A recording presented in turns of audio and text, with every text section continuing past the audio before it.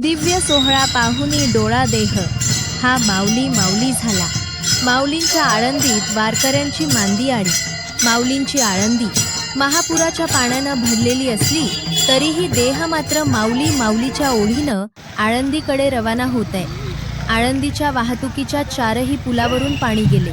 Police प्रशासन, देवस्थान आणि नगर परिषद यांनी वारकऱ्यांना भाविकांना आळंदीत वारीसाठी न येता पुण्यातून सहभागी व्हावे अशी आवाहनही केले। मात्र माऊलीची ओढ आणि विठुरायाच्या भेटीची आशा ही मात्र भक्तांना सर्व आव्हानं पार करत आळंदीकडे आणत आहे। दरवर्षीप्रमाणे वारकरी भाविक यांची मांदियाळी आळंदीमध्ये दिसून येते।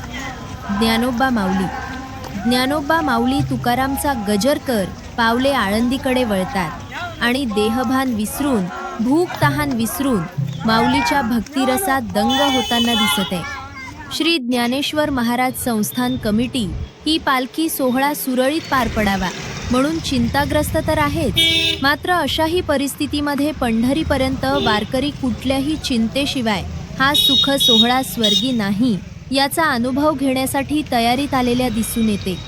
चेहऱ्यावर हास्य आणि माझ्या विठुरायाचं नाव घेत आनंदानं नाचणारा हा वारकरी संप्रदायाची अभेद्य भक्ती दाखवते।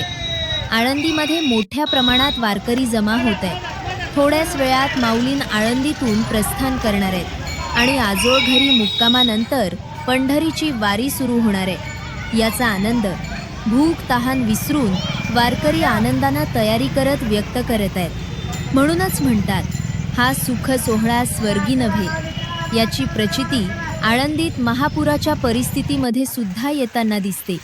अनेक संकटांना तोंड देत वारकरी आळंदीपर्यंत पोहोचला आणि डोक्यावर तुळशी, वृंदावन, ओठावर विठूचं नाव आणि मनात विठुरायाची भेटीची आशा या भावनेनं ज्ञानोबा तुकोबाच्या गजरामध्ये मृदुंगाच्या तालावर नाचत हा वारकरी पंढरीला जाणार आहे।